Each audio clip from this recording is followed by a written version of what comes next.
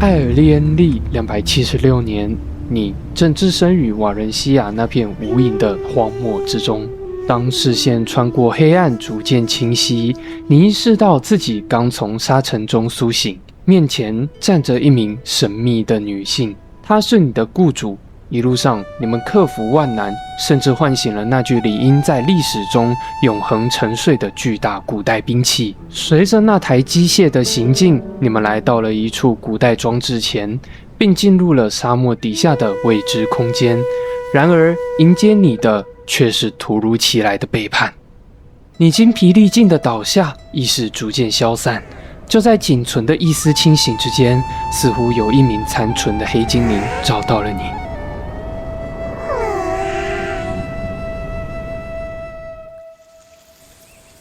你再次从昏迷中醒来，这一次映入眼帘的已不再是无垠的沙漠，而是由众人搭建而成的古代遗迹挖掘现场。还来不及厘清自己身在何处，一道黑色的灵魂便出现在你眼前，向你搭话。他已等待你许久，但你对此感到疑惑与惊讶。Hello， 大家好，我是鼠鼠，没错，这次又来更新黑色沙漠的故事了。我之前呢有做过不同的内容，包含人类视角、马格努斯永冬之山，以及那个比较靠北一点的开头主线，有兴趣可以去考古一下。不过黑沙的世界观实在太大了，再加上赤血沙漠即将推出，所以我决定至少能在影片方面带给大家。但老实说，碍于个人能力有限，如果你听到这里想睡了，那就好好睡吧。某种程度上，能拥有这种治愈睡眠的能力，也算是一种嘉奖了吧。转眼之间，黑沙走过了10个年头了。这是一个围绕着黑色石头所展开的世界，它带来的黑色疾病能使人疯狂、丧失人性，甚至走向死亡。它蕴含的强大力量，让各强大国在沙漠中兴起历史上最悲壮的厮杀。所以我在想，未来的赤血沙漠是否就在诉说这段混乱的起源呢？那一天，在瓦伦西亚沙漠中被唤醒的，并不只是一具古代兵器，而那名带你前往遗迹的女性，也从来不只是单纯的雇主。当我们一路追寻真相，谜团却反而越来越多。被迫追赶这个世界的我们，最终踏上的是一场名为冒险的尝试。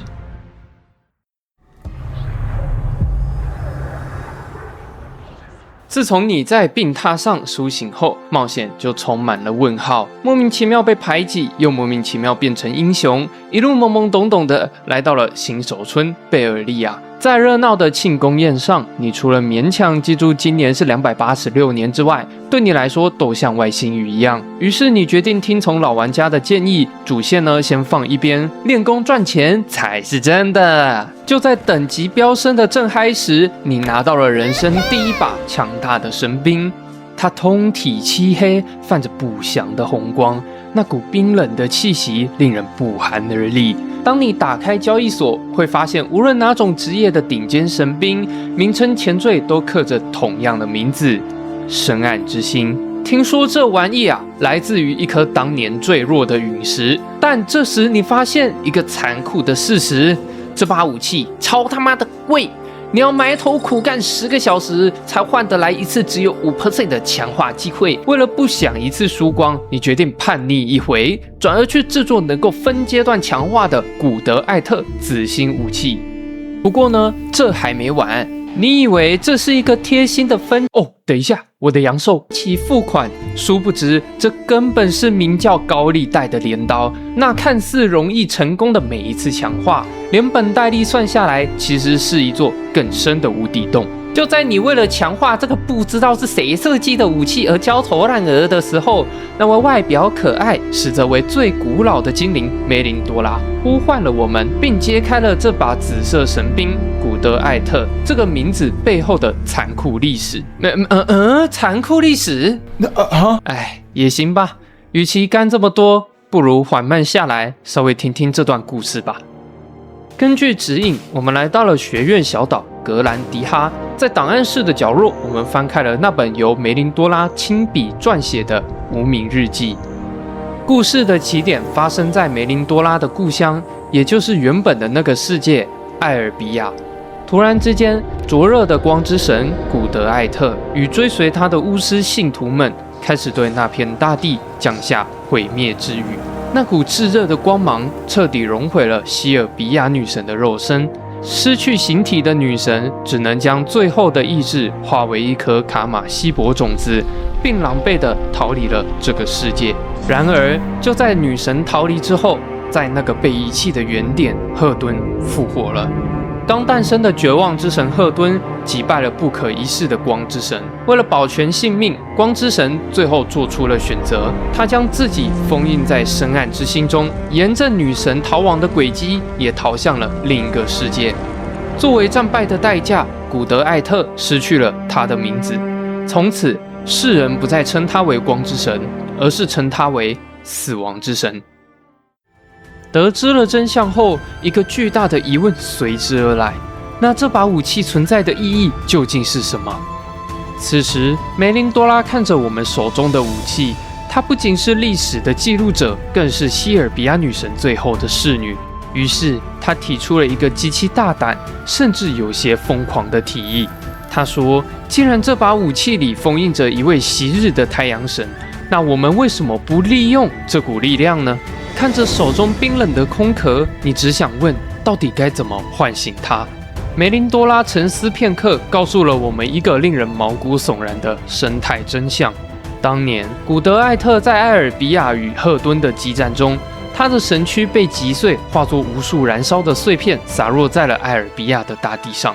而在那滋生的怪物们贪婪地吞噬了神旨的血肉，将这股残存的神力据为了己有。这些碎片被称为灼烧的太阳结晶。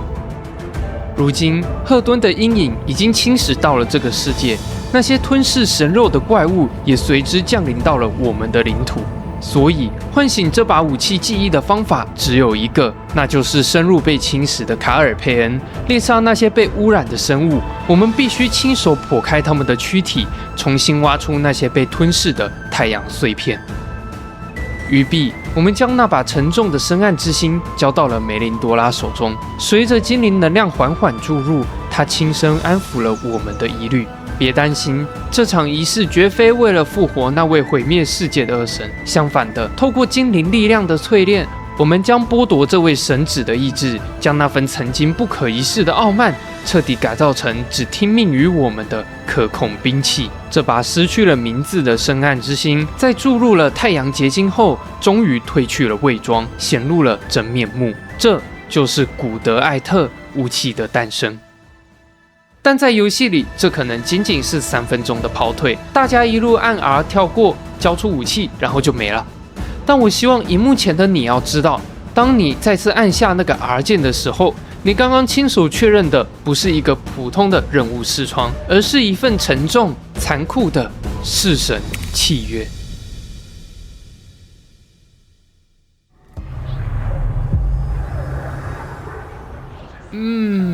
不过故事讲到这里，我们知道了这把弑神武器是为了对抗赫敦而生，但还是有很多谜团，对吧？既然古德艾特是光之神，那么为什么他会突然召集自己的手下，发疯似的去攻打另一位女神呢？这场悲剧的背后，真的只是神明的一时兴起吗？这时候我就要跳出来啦！要搞懂这场神仙打架，我们得先看看那些继承者们，因为真相就藏在你们的血脉里。首先，第一位，他们是为了生存，不惜染上黑暗力量的激进派。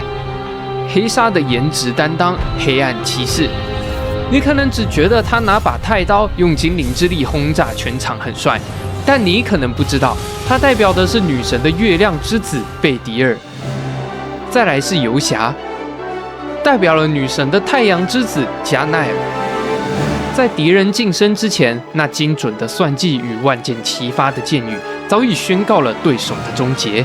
觉醒过后，他们甚至拿起了精灵剑，化身为战场上的金色闪光。如果你们选的是2个其中一个职业，那么恭喜你们，不仅仅是拿着弓或刀的冒险家，你们是被希尔比亚女神亲手创造的子女。你们存在的意义原本是为了守护女神的圣树。然而，在这个看似光鲜的家族里，还有一位被我称为女神弃子的兄弟，那就是默默守护着圣树根部的巡灵者。巡灵者代表的是大地的能量，被命名为鲁特拉昆。他们手中握着的是比游侠更加巨大的太弓，能够动用大地的力量进行大范围的穿梭。他们长久以来隐藏在次元的缝隙中，是这场战争中被遗忘的守护者。太阳、月亮与大地这3位女神的子女立场虽然不同，但她们的血脉都源自于同一棵圣树。然而，在黑色沙漠职业列表里，还有这么一群人与你们3位子女完全相反。他们不朝圣神明，也不守护圣树，他们自称为探求真理的术士、女巫与巫师。你们掌握着名为鲲的媒介，不惜燃烧自身的精神力，也要肆意操纵水、火、雷、地等元素精灵。虽然攻击范围可能不及巡灵者那么远，但当那毁灭性的火焰与雷电在战场上炸开时，那种破坏力却是无与伦比的。不过，这里有个很有趣的小细节，精灵们的力量是借用自然的恩惠，而这些贤者们的力量却更像是强行驾驭元素的规则。另一个更有趣的细节，比起精灵那堆复杂的家庭伦理剧，从你们的觉醒任务中可以更直接的得知你们的过去。在这过程中，甚至被异雷兹拉呛瞎，认为明明身为追求真理的智者，却无视真理的规则，极为傲慢。那么你们的过去究竟埋藏了什么？又是什么样的因缘才踏上这片黑色沙漠？接下来的2则故事不仅会将这诸神战争推向最高潮，同时也会让你们更明白你们在游戏中的每一项行动背后代表的是什么意义。下一集我将会为各位讲解男女巫以及战争背后的故事，别忘记按赞、订阅、分享。我是叔叔，感谢大家收看，我们下次见喽，拜拜。